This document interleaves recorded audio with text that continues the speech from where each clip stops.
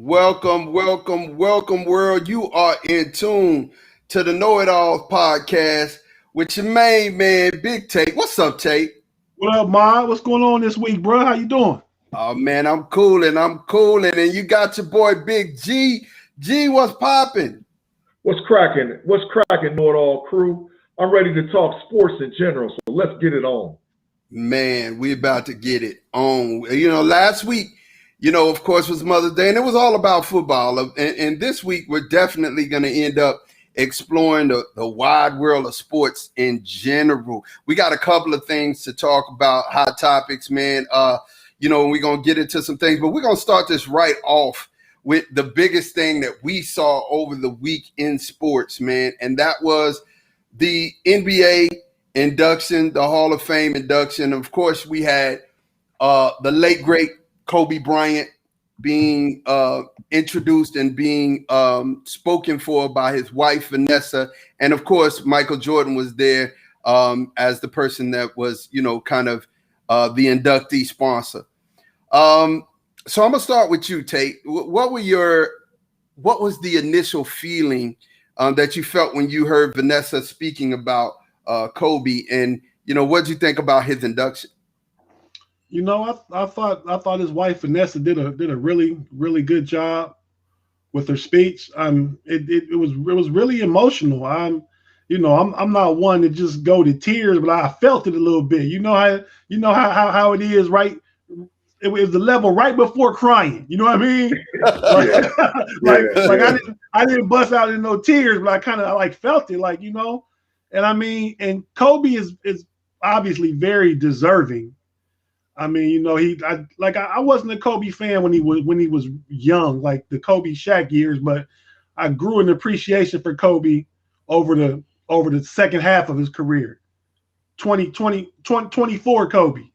Yeah. How can I not appreciate the way he carried himself outside of the one incident, whatever happened in Colorado, the way he carried himself. He was a family man. He was just really, Kobe's one of the all-time greats. I don't have much more to add outside of that. Vanessa did a fabulous job. He had Michael Jordan, like he said, be his inductee to the Hall, and that was his all-time favorite player. He tried to be like Mike. No pun intended with the commercial. But yeah. So. Well, I think everybody at that time wanted to be like Mike, and I love the story that she told about him being in the nosebleeds and watching Mike play through hurt and play through pain. Yeah. What'd you think, G? Talk to me, man. What was your thought when you watched it? Well, I definitely agree with Tate, man. It was that moment right before you break into tears, man, because the fact of it is that Kobe's no longer with us. But the big thing that stood out as far as what his wife was saying was that she pointed out, and she kept saying, thank you for being a father. Thank you for being there when you can support your kids. Thank you for allowing me to be me and me to grow. Thank you for doing this and thank you for doing that. So all those thank you moments that she just kept bringing up really brought Kobe Bryant back into it's not a figure that you can't touch. It's a person that you can identify with, and also an individual that you would want to see your kids and kids you have influence with look up to. The mama mentality is a real thing, man. So definitely, and I think I was feeling a lot of the same, man, when I started to think about Kobe Bryant. I'm with Tate, man. In the very beginning, number 8, Kobe, I couldn't deny he was talented, but the mess, the debacle that was just made between him and Shaq, it was too much for me, man. It was a soap opera. But 24 Kobe came into his own, and you couldn't deny. This man had an injury, same injury that a lot of other players have had. And he walked off the court on his own power. Nobody carried him, none of that. He walked off. He had 2 free throws, and he walked off the court on his own 2 legs. And to me, man, that just signified who Kobe was. Kobe and Michael were the same type of competitor. They were hungry. They were going to get it in at all costs, and it just was what it was. And they worked to be able to become the greatest at their craft, and man, you can't take that from Kobe. You can't take that from him. I mean, definitely he sacrificed a lot, and then in these later years became a great dad. Let me say this too, bro. Let me say this. Kobe Bryant literally grew up in front of us, right? So we saw an athlete fall and then restore himself and get back to a place from where he was, and he went higher. You know, so that's why, you know, like I said, I really wasn't big in Kobe, but when he fell in front of us and he was mortal, and you saw that this guy was like, you know, not superhuman, and he deals with life stuff just like everybody else, and for him to restore everything, including the relationship with his wife and his family, man, I can't do nothing but applaud Kobe Bean Bryant, man. You know, he if he ain't on the Mount Rushmore, he should be. He should. Hey, and allow me to say this while, you know, before we close talking about Kobe, that you know, Kobe and you know, it's no coincidence that they retired around the same time that Kevin Garnett went in with him, and those cats' competitive nature and just, you know, ferocity for competition in the game is like, it's not like something we really see nowadays, man. Those cats is kind of the last of a dying breed as far as NBA players go. You know, they was some of the last ones connected to the old school style, you know. Yeah. It's a missed thing, you know what, man? So definitely, I agree with everything you guys are saying. Now, I was not going to leave the NBA Hall of Fame inductees out. The other two, I mean, you cannot. Okay, yeah. You cannot walk away from that. Question. Yeah, go ahead.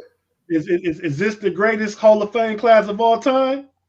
Yeah. Like these ones going in? Wow. Yeah. Now in 84,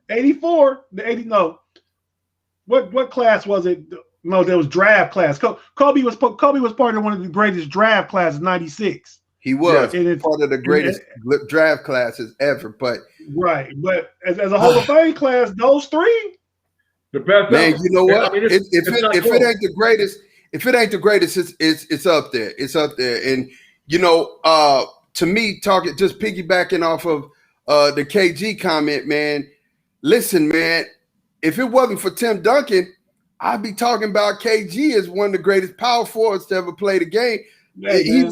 The way that he played it, he was tenacious, man, and he gave you buckets. He gave you business. He played on the defensive side of the ball, which, you know, now in today's NBA, you hear everybody saying two-way player, two-way player, two-way. Why do we even have to highlight that? Basketball is offense and defense. You're not just a good basketball player because you can play offense. If it used to in the game of basketball, if you couldn't hold your man, people wasn't picking you up on the squad. If you were playing pickup, you're not getting on if you can't play defense, you're not getting on the court. We don't care if you can shoot it. Get off the court. You know what I'm saying? You got to play defense. And when you look at KG, he was just there. He brought attitude to the court day in, day out. And he was going to give and talk to you while he did it. I mean, this man was going to give you buckets and tell you how sorry you was while he's giving you buckets. Because, I mean, if you ever heard that story about him and Michael Jordan and Isaiah Rodder, you would just you would definitely understand why I said it. You know, definitely. But KG was one of those competitors who I loved. And weigh in on this, man. Man, listen, I love KG. KG's probably top 25 basketball players ever. You know, and I hate to shift the conversation, but I'm just gonna be for real with it. Man, if Tim Duncan ain't in your top 5, I don't think you understand basketball. I think that Tim Duncan is probably the greatest power forward that ever played basketball, hands down. They call him the big fundamental for a reason. You know, assists, defense, buckets, clutch buckets. Big G. Got his teammates involved. You know, man, come on. Big G. What up, Tate? What up? Top 5? I mean, top 5. I love respect Duncan. So Duncan is over Shaq? Man, my top 5 ever is Magic Johnson, Michael Jordan, LeBron James, Tim Duncan, and Kareem Abdul-Jabbar. Oh, so Kobe not in your top 5? No, he's number 6. But Tate, hold up though, Tate. If you think about position wise, if we went top 5 being position, like you had to have one center, you had to have 1, 2 guard, one. I mean, right. That is a top 5. That to me is a solid top 5 that I would even agree with. And to be frank and to be honest, both of them, you know, I have a hard time putting Shaq above Akeem. I can't. I have a hard time putting Shaq in front of the Dream. Shaq was dominant, but the Dream was something else. I mean, they still go to Akeem to learn how to do post moves. You know what I'm saying? So in my mind, that's a solid top 5. G. That's a solid top 5. Yeah, it's definitely solid. I mean, I can't knock anybody putting, and Tim Duncan for mine would fall about 6. Like I would probably flip Tim Duncan and Kobe with your list, but that would be a positionless list. I'm just going my top 5 players. But if we go on positions, you definitely Duncan is the best power forward of all time. Of all time. Yeah. Of all time. Hands down. Tim Duncan made me, like, after we lost Jordan, you know, Shaq and Kobe thing, it rubbed me wrong real bad.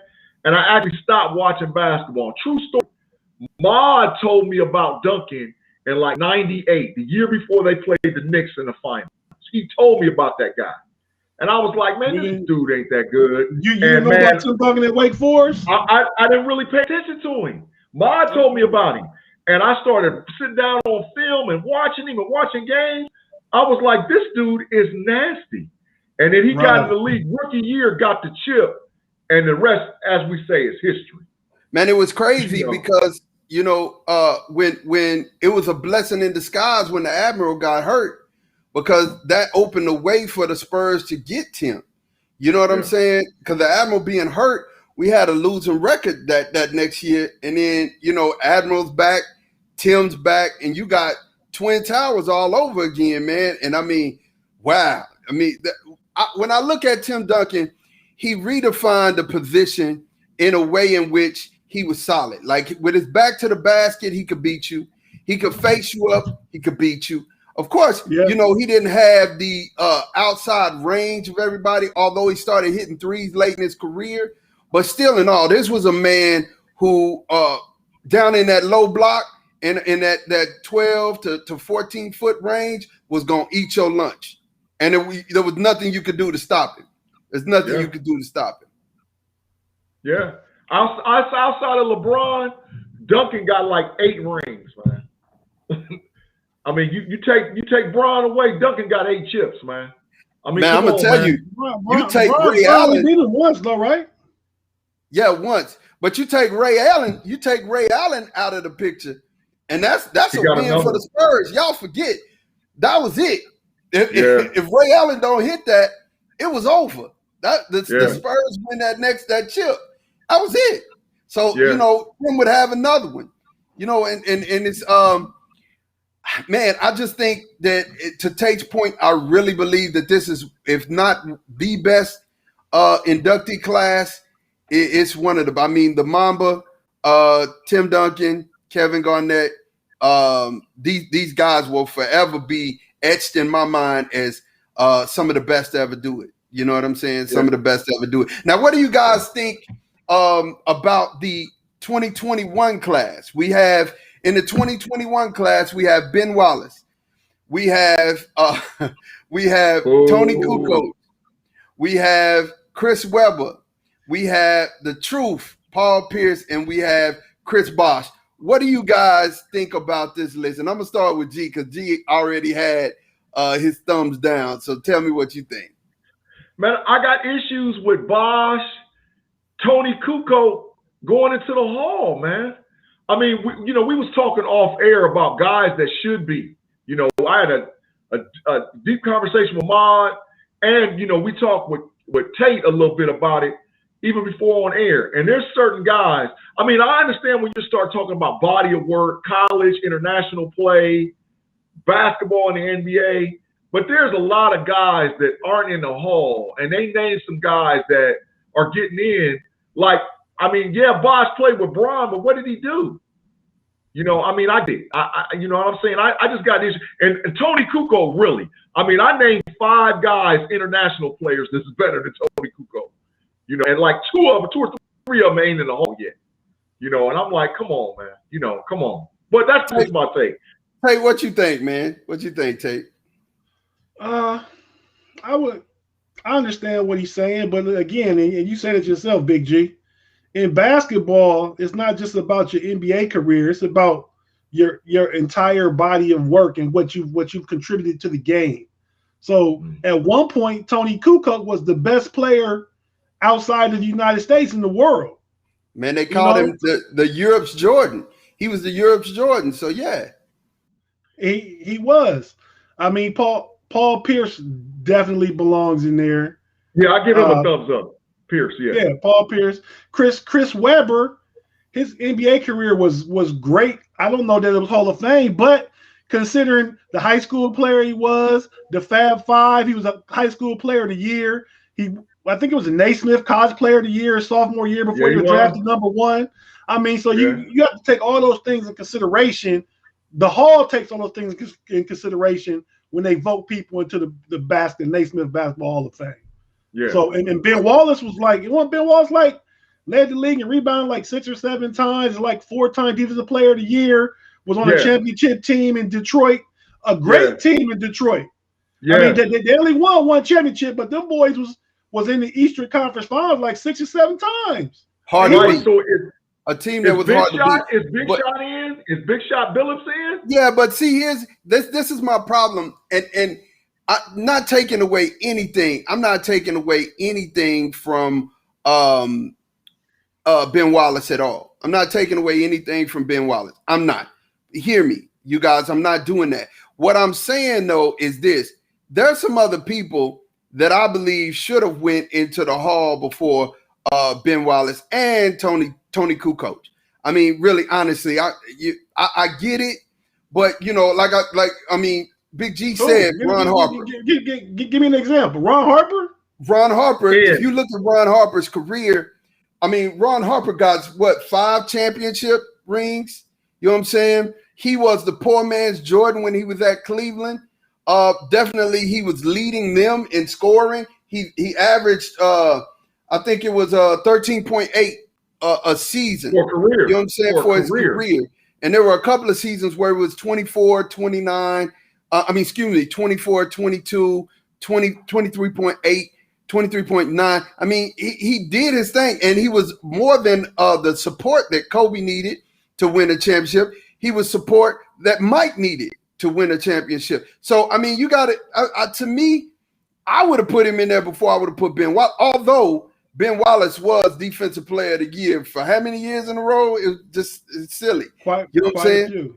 Yeah. So I think it was like, what was it? 4 or 5 years in a row, something like that. Definitely 4. I'm completely in support of Ron Harper because he's Ohio kid. Isn't he from Dayton?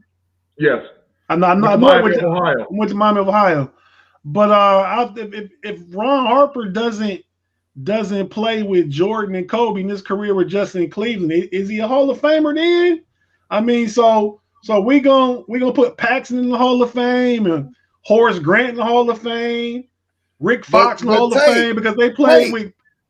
If it's the 5th, everybody be drunk. The fact remains is he did play with Jordan. Fact remains that he did play with the Lakers. You know what I'm saying? So I can't go on if he didn't. I got to go on what he did. You know what I'm saying? And what he did, all he did was have a 15 to 19-year-old career, right? And win chips and be a supporting role player on really great teams. And he led Cleveland himself, a team with Brad Daugherty, Mark Price, you know what I'm saying? And they were they were Eastern Larry Nance Sr. Yeah, they were Eastern Conference contender, and he was the man on the team.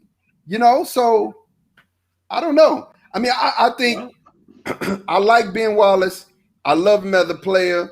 Definitely went to Virginia Union, HBCU. You love to see that. You know what I'm saying? You love to see that. But I just don't. And then Tony, I get Tony because of what Tate said. Automatically, when you think about this, bro, I mean, he was the player of the year in Europe so many years before he even came to the league. He was their version of Jordan. So I mean, man, I can't deny that kid. I can't deny what he's done. So what I said off camera was, how can Kukoc go before Manu Ginobili? I mean, how is that possible? Manu was a man. He had been retired long enough, I don't think. He ain't been gone 5 years yet. He ain't been retired long enough. No, he ain't been gone 5 years yet. Is Drazen Petrovic, is he in the Hall of Fame?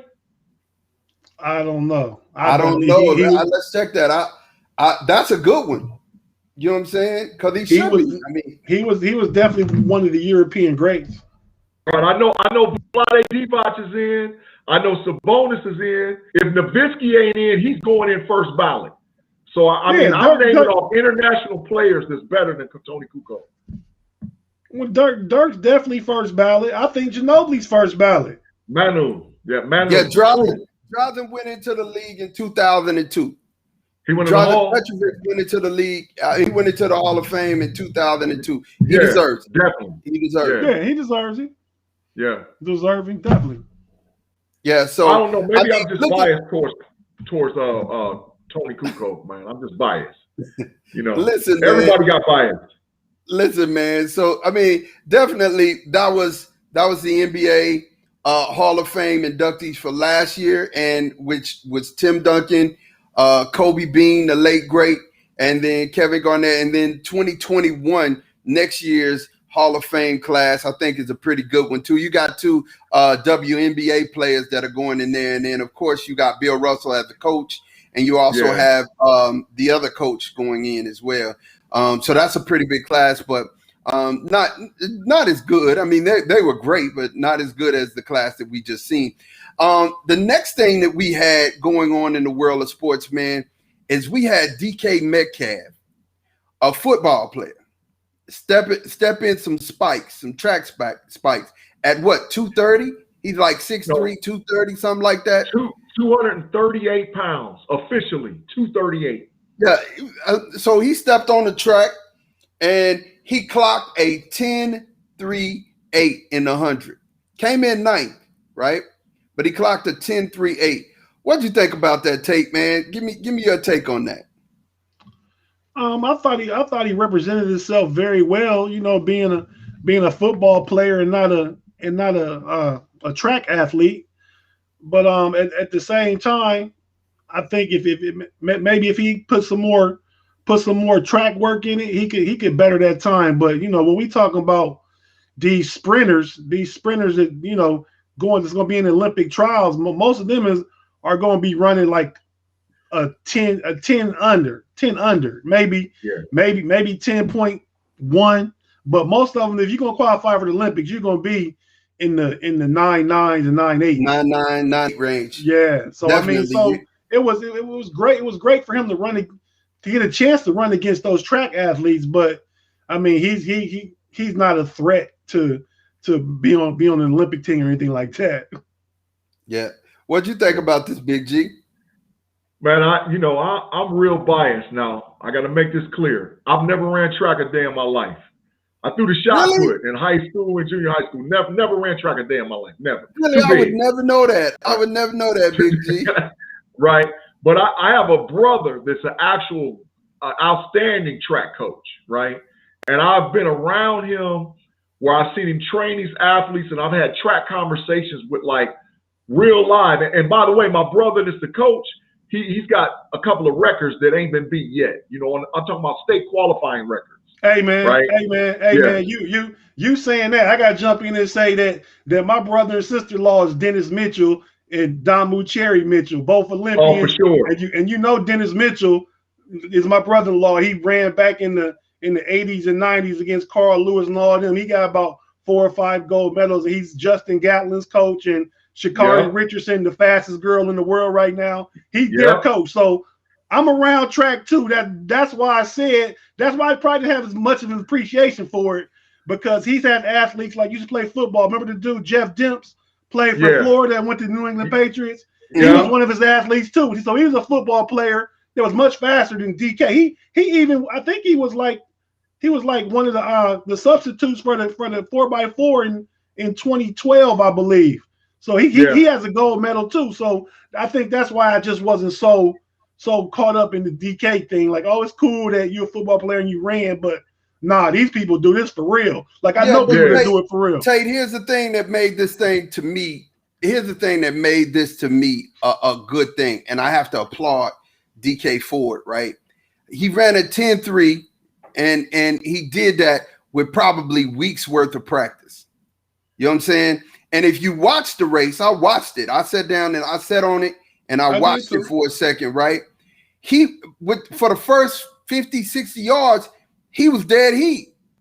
And if you know anything about running that race, right then is when technique kicks in. Natural speed and everything is going to keep you in the race to that 50, 60-yard mark. And then that technique, that art of running, where you're breathing and you're getting a streamline and you're bringing your arms in and you're cutting the wind, that stuff, if you ain't got that stuff, that's where you're going to get beat. And it's going to take seconds off your time. And if you look at DK, first and foremost, he came out straight up. It was no technique involved in what this man was doing. It was just pure speed, straight line speed, right? So I'm looking at it, if he would have took the time to get some technique on it, like really if this is what he wanted to do, you know, I mean, I thought it was kind of arrogant in a sense. I'm not even gonna lie. I was thinking that what he did was kind of arrogant because like Tate said, they do this for real. They ain't out here, you know, play people. Hey, you know what I'm saying? Check this. This guy's 6'3", 6'4", basically 240 pounds, right?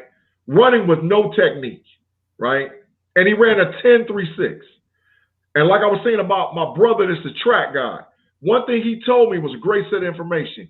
He was like, how do you increase muscle capacity with running, you know, a 100-meter dash? He said oxygen, because oxygen allows muscles to expand and contract, right? So he was like, he probably doesn't even know how to breathe like a track athlete. So he said if he trained for about another month and a half, 2 months, and he dropped like 10, 15 pounds and dropped down to like 220, 215, he said he's got 9'9", 9'8" in him all day because of how much of an athlete he actually is. You know, you don't realize that, because those guys that run, those some little bitty guys. You know, they 5'9", 5'10", 170, 180 pounds. Except this man's 6'4", 240. Yeah, except but Usain's he's like 6'6", 210. Yeah. You know, so he's tall and long. Right. His stride is unbelievable. But this dude's 6'4", 240, and so the difference between 10'3", 6 and 9'9" is a step and a half. He's 60 pounds more, 4 or 5 inches taller, and within a step and a half, oh man, he's rolling. He's rolling. Well, I think it would be more than a step and a half. Literally, it's going to be at least 2 to 3 steps, because you're talking about 0.2 of a second, 2.5 tenths of a second to come off his time, you know, to get to a 9 to even be competitive. But that 0.2 could have been made up in speed and breathing and technique easy. Yeah. But when you ain't got it, I mean, you know, it's arrogant to jump out. It's like trying to jump into a boxing ring, because these are sports you can't fake. You can't fake speed and you can't fake boxing. You can't do those two, right? Because when you get in the ring, you can get hit with one punch and it knock you clean on out. You know, and that's the difference. In boxing, you get knocked out. If you lose a race, you just lose a race. I mean, he got attention for losing the race, for finishing in 9th place. We're talking about him right now, and he finished in 9th place. Right, but my point is that he still lost, and he lost. He was in 9th place. My point is, you can't fake speed. You can't get it. Right. So you can't get in there and fake technique to make you faster. It's not going to happen. It's going to show, and it's going to show bad. You're going to be in the back looking like, man, what happened? I was in it. Yeah, you was in it until that technique kicked in and it was over. You know what I'm saying? So, definitely kudos, hats off to DK. I thought, it was a brash and a bold move, and you got to respect him for it. I mean, you got to respect him for it. This the only time we ever going to talk about reward a ninth place loser out of 10 people in a competition. Come on, man. Yeah, for sure. Yeah, I agree. You're right though. You're right, man. I mean, he get a good ribbon, a gold star from us just for coming in. Who was the boxer a few months ago that boxed somebody, shouldn't have been in the ring and got knocked out? Oh, Nate. Oh no, Nate Robinson, the basketball player. Yeah. Uh-huh. Good night, Irene. we talk about these dudes for making foolish decisions, man. I'm done with that. So, man, look, another exciting thing in sports that came out, man, was definitely we have the schedules that came out for the NFL this year. I just want to kind of touch on this and talk about who's got the hardest schedule in your opinion and who's got the easiest schedule in your opinion. And then we're definitely, you guys, going to not only just talk about that, what we're going to do is just chime in about who we think is got some big games on their schedule and what that means. So I want to start with you, Tate. So who do you think, in your opinion, is in trouble with their schedule? Like, they got a really challenging road to go, and you don't know how they're going to do it. That's easy. Me and Big G, we both know it's the Pittsburgh Steelers. I mean, we finished in first place last year, so we have a first place schedule. Not to mention we're in a division with the Ravens and the Browns. We play the Green Bay Packers. We play the Seattle Seahawks. We open with Buffalo. We play Kansas City this year. Pittsburgh has as a matter of fact, the strength of schedule is ranked the toughest in the NFL this season, as far as going into the season. So I would have to say without a doubt, and with questions about the offensive line, and they lost a couple of people. I mean, that's going to be a tough haul. But I do have confidence that Mike Tomlin generally has his teams ready over the course of the season. Pittsburgh will drop some games that they should win, but overall, like, Tomlin's never had a losing season. So even though it's a tough schedule, I don't anticipate Pittsburgh having a losing season because of it. But it's going to be a tough haul, though. Yeah. And what about you, G, man? Who do you think is going to have the most challenging way? Would you agree that it's going to be the Pittsburgh Steelers? Yeah, I mean, it's hands down Pittsburgh. I mean, I tell you what, though, the Brownies got a hard schedule too, because the reason why the Brownies got such a hard schedule is because the expectation is up there. They play similar opponents like the Steelers, but they don't have that first place where, like we play interdivisional opponents. They don't get the first place draw. They get the second place draw. So that saves them in some way as far as interdivisional, interconference scheduling. But Pittsburgh's schedule is hard to go. But I tell you what, though. And I told this to Tate off camera. We was talking about it in the text. I said, if this was the year that the Steelers wasn't going to have a winning season, this would be the 7-9 year. But I got a sneaky suspicion that revamped offensive line and the addition of Najee Harris is going to change the game. That kid, I mean, we all think that Ben is to the end, but I mean, Najee might have bred some life into that cat, man. Because I still say in our 11 personnel, when we go 11 personnel, I mean, you name somebody in the NFL that's better than us. You go Najee Harris, Big Ben, Claypool, Johnson, Washington, Juju Smith-Schuster. Yeah, Juju Smith-Schuster. And now you got Eric Ebron and Baby Gronk for Penn State. We go 11, it's going to cause some problems. problems. Man. So, yeah, man. I totally agree. I want to shout out a couple of our listeners out there who've made some comments. Tawana and Ricardo Brown. What's up to you guys for hanging out with us? Definitely, I will second that emotion as far as the Steelers having a hard way to go. But I have to say that Mike Tomlin is not. I repeat, he will not allow you guys to struggle as much as we may think. I mean, he's always figured out a way to make it happen. And one of the schedules that, to me, I looked at and I was like, wow, they're going to have a hard way because this Aaron Rodgers thing is not going away, right? And whether he plays or whether he doesn't play, but I'm hearing right now from all of the NFL publications that I'm reading and listening to, he's played his last down in Green Bay. Yeah, that's what they're saying. So, man, if you look at Green Bay's schedule without Aaron Rodgers, oh my gosh, they're in trouble. They have right now off the rip, they have and we ain't even gonna look at their preseason. We're gonna skip past it. They got the Bills, then they have the Saints, then they got the Lions, then they got the 49ers. How, man, without Aaron Rodgers, and then you hear the talk of Devontae Adams saying, man, I have to think about my future. No Aaron Rodgers, these are football players who that once they get on the field, they're going to try to do their all. But, man, you see when you don't have an elite quarterback and you don't have the will or the wherewithal and you make an offense one-dimensional, that offense is in trouble, Jack.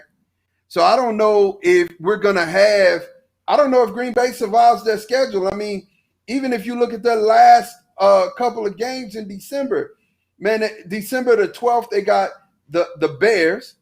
They got the Ravens on December the 19th. They got the Browns on December the 25th. January 2nd, they got the Vikings. And then they end with the Lions.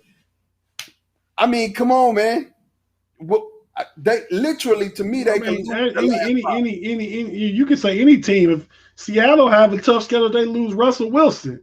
Yeah. The Tampa Bay have a tough schedule. Y'all have a tough schedule. Y'all use Dak Prescott again. Absolutely. Yeah. So I think you kind of gotta weigh the schedule on who you project to be those teams' players.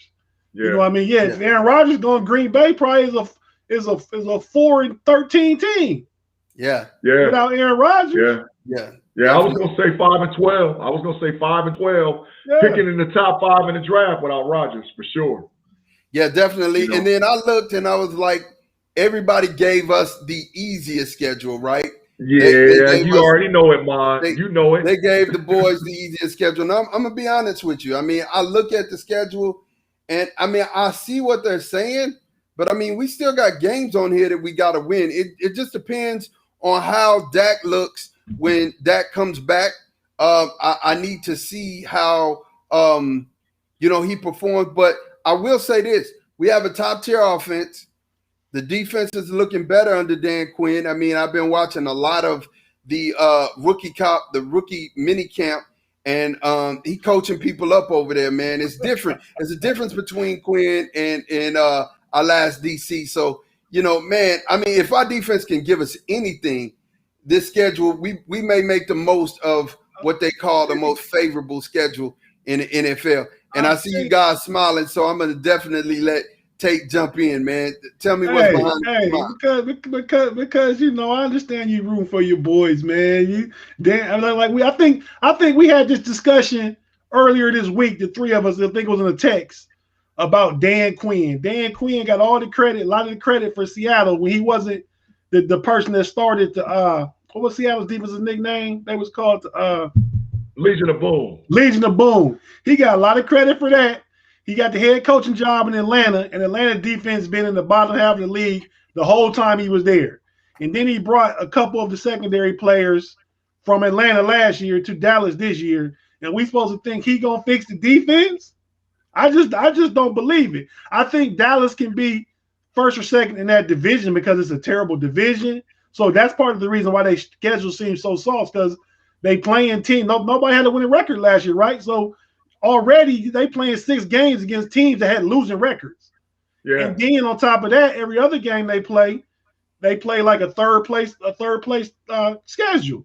So they schedule looking real Pillsbury doughboy. Let me let me ask you this question though. Can they get worse on defense from last year? No, they can't get worse. Yeah, I give you that. Give you that. So if they can't get worse and they just get a little bit better and they maintain the prowess that they had with Dak, not Dak putting up these monstrous numbers, but Dak being really solid, bro, you can see where the optimism is in Big D for this to be a really good year as far as football is concerned. Can you or can you not? There's always optimism in Big D. I mean, Jerry Jones breathes that every year. Now it hasn't really come to fruition in the last. I mean, one time the last 10 years.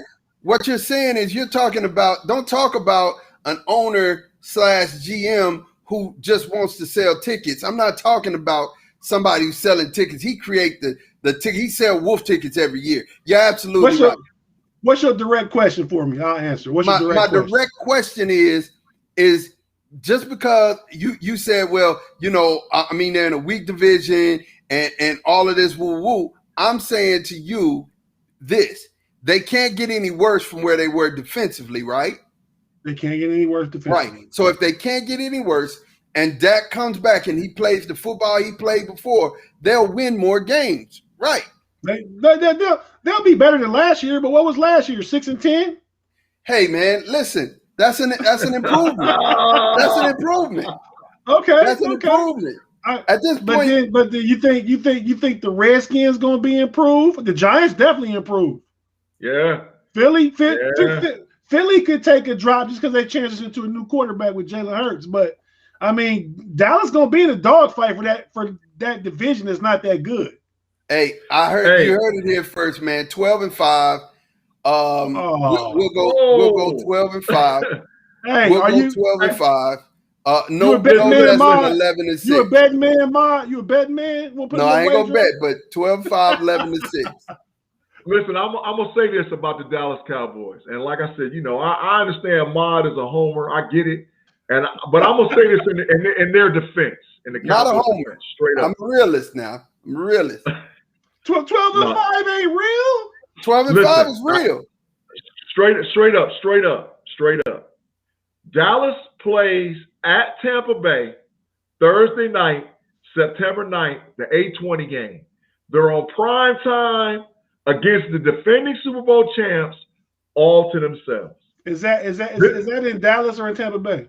It's in Tampa, okay. Right? So this is my prediction, and you heard it here first on the KnoItAllZ, right?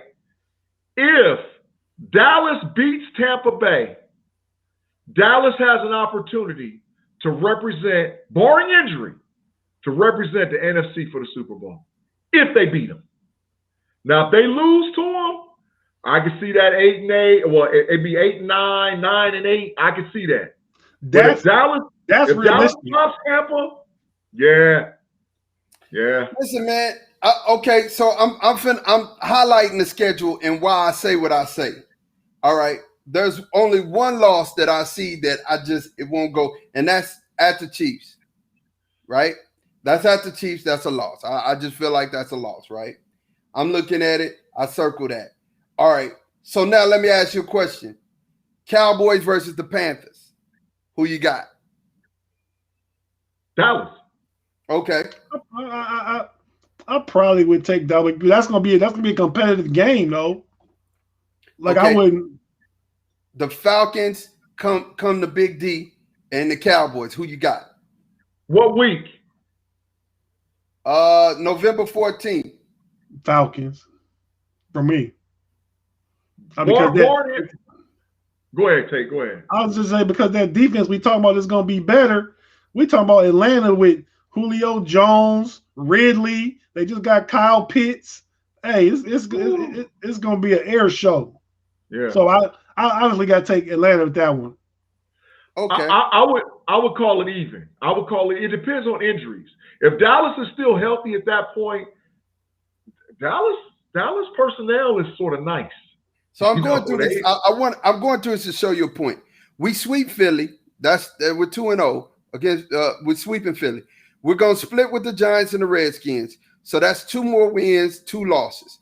And the other 3 losses to me on this schedule The other 3 losses is the Chiefs.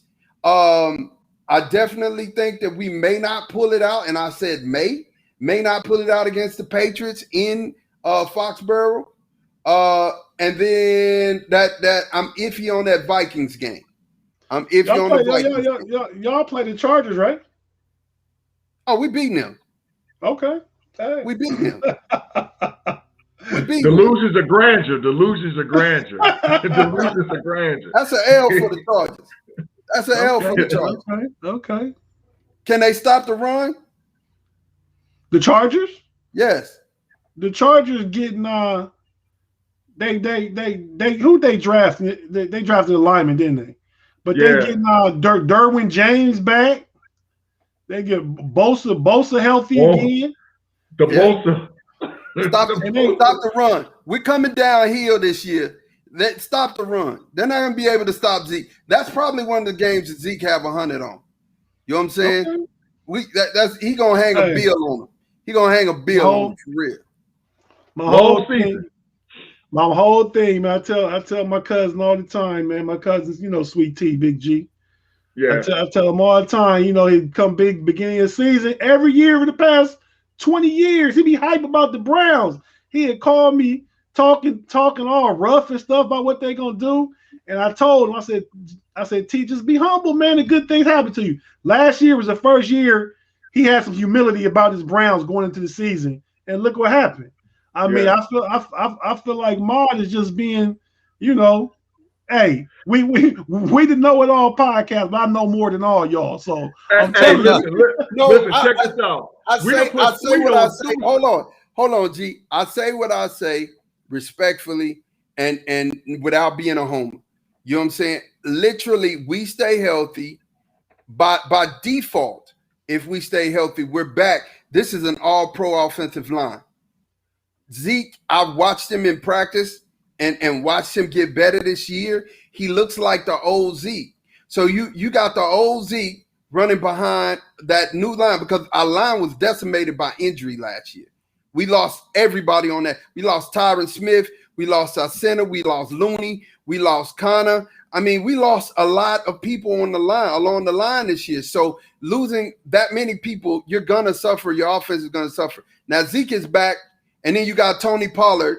So that running game will be back. And we lost our quarterback, and he's back. So, I mean, when I say that we're automatically 3 to 4 games better, that's not pipe dreaming.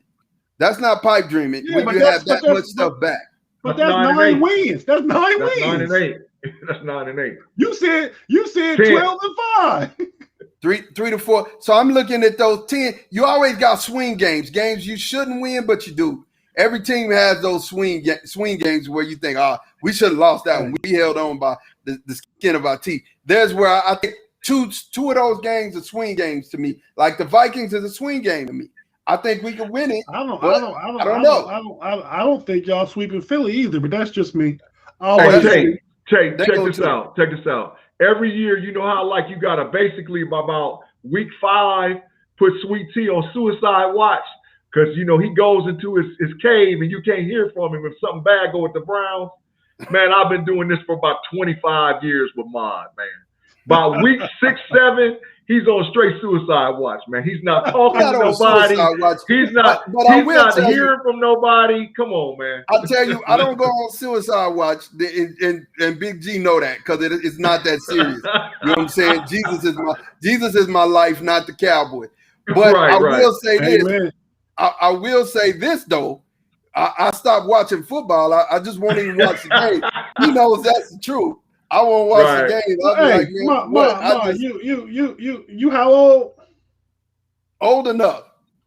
I'm saying, so I'm trying to get gauge back how old you was back in '93, the last time that came. You was probably in junior high. I was in college. I remember I was at Navarro Junior College the year we won our first. Well, no. I was a senior in high school, 91, 92, and then I was at Navarro when we won our next one. And then I was at ACU playing football when we won our next one. Which the last one was against the Steelers, right? 95, right? Last one was against the Steelers, yes. Yes, okay. All right. 25 years ago. It's been a long time, man. It's been a long time coming. And guess what? You know, we had Neil's family locked up in the basement, and you know, he just threw. Obviously, listen, man. I mean, Neil was the best player on our team that year, and y'all know it. He was throwing to imaginary folks. I mean, he was spooked. He was definitely spooked. Yeah, man. I mean, really, for mine as a Pittsburgh fan, Neil O'Donnell gave that one away and got Larry Brown paid because he just happened to catch two balls that came right to him. And then the Super Bowl against Aaron Rodgers in Green Bay back in 2010, Rashard Mendenhall fumbled that one away. We had that one won. We lost 2 Super Bowls that we should have won. Yeah. But that's my Pittsburgh fan talking though. Yeah, but I totally agree. You're talking to a Cowboy fan, and I agree. I agree wholeheartedly that Neil got paid. See, Neil, either they paid Neil or they had his family in the basement, because those throws, I mean, it looked like Larry Brown was the receiver. I mean, literally, he put it right in Larry Brown's breadbasket. What were you seeing? What had you so spooked? The defense held Emmitt Smith like to 50 yards or something like that game. I mean, they plugged us. Y'all were scary on defense. You know what I'm saying? Scary. It's just I can't explain it, but I said thank you.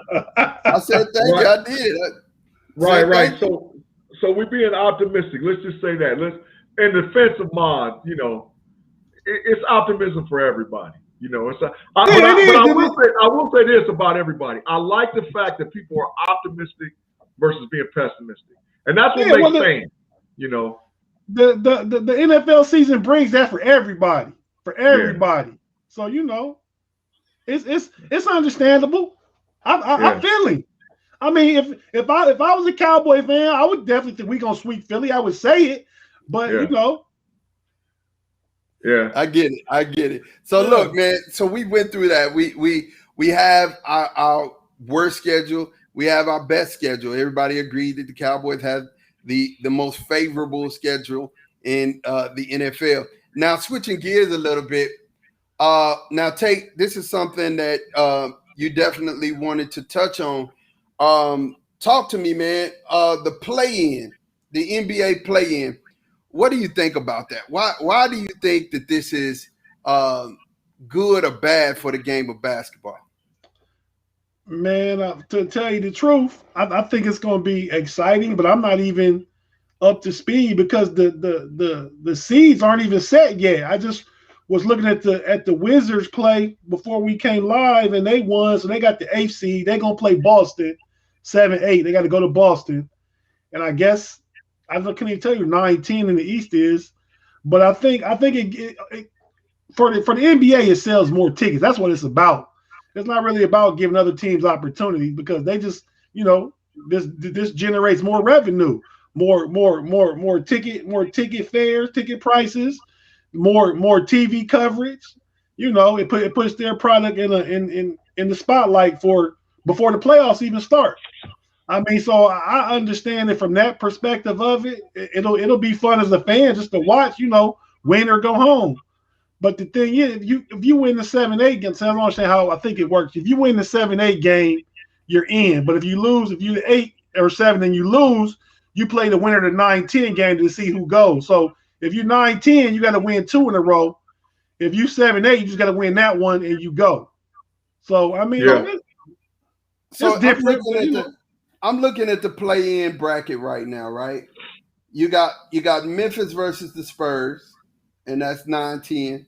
You got the Lakers versus Golden State, right? I think that's gonna be a tough. The Lakers could be bounced. It could be bounced, right? But if they lose, they have to go play the winner. The winner, 9-10. Yeah. So they got to play the winner of the 9-10, so they can easily pop the Spurs and get them out. They ain't really too much worried about that. They gonna make the playoffs. Yeah, they ain't too much worried about that. And then you got Boston and Washington. Washington's taking that L. They going to the crib. You know what I'm saying? I don't think so, man. Jaylen Brown hurt. Boston been playing bad lately. Yeah. Bradley Beal was back today. Him and Russ. They gonna beat Bradley's Boston. back. Bradley's back. Oh man, I wouldn't want to see the Wizards in the playoffs. That's just me. There's no way I would want to see them. They're dangerous.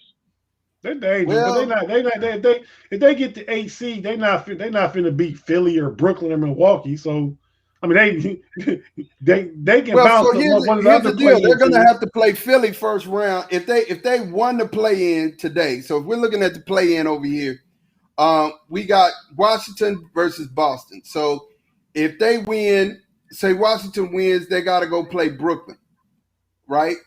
If they win, they automatically got to go play Brooklyn. Period. Right. And that's a loss. They getting bounced out of there.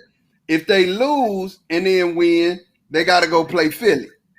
Yeah. And they bounced again. They bounced again. Yeah. So, I think, honestly, I'm hoping that Boston gets in because I'd like to see that Boston versus Brooklyn, but I don't know if it happens. I think Boston versus Brooklyn would have been good if Boston was healthy. I mean, like I said, Jaylen Brown is out for the year. He's their second best player. Yeah. I mean, that's a huge injury, man. I don't think they got what they thought they was gonna get from Tristan Thompson this year. Kemba Walker been off and on. They got rid of the traded the dude Tice. He was kind of a grit and grind type player that it worked good for him. So I don't expect Boston to do much. But they're not gonna be Washington, so they're gonna get healthy at home. Yeah, I hear that, man. I hear that. So like I said, the play-in tournament I think is good. It adds excitement to the game. I mean, because there's some good teams in this play-in. I mean, there's some great teams. Yeah. I mean, the Lakers Golden State is the one to me that is exciting. That's the Golden exciting. State. Golden State just went up 109-99 with 46 seconds left. Steph Curry got 44, man. Balling out of control right now. But so the Lakers win tonight. They play the Pelicans. I think if Portland LA won. LA won already, and Portland plays Denver. And Denver's sitting Porter and the Joker is not playing tonight. Oh, well, Portland gonna win. I'll say because if Portland lost, then the Lakers would go up to the 6th spot. But if Denver not playing, they start. Portland gonna win. Yeah. The Joker. From what the early tell on it, I watched the tape, and they were saying that the early tell was that the Joker and Porter was going to take a 1 game off tonight, and I guess Portland's going to play everybody. So but I would love to see the Lakers get to that 6th seed. I really would. Man, I'm gonna tell you, if they don't, man, they better hope that they do not get a motivated Memphis team. They better hope that San Antonio beats Memphis. That's what they better hope.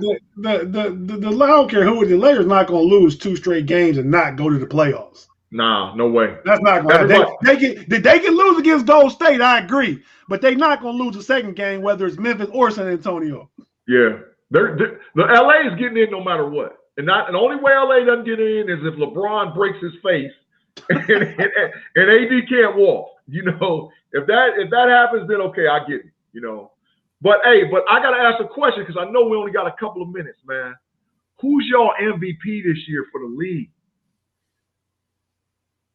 For mine, and I understand everything, all the top candidates have done, but and this is a hot take. So I mean, because he don't have the numbers, but he has the impact.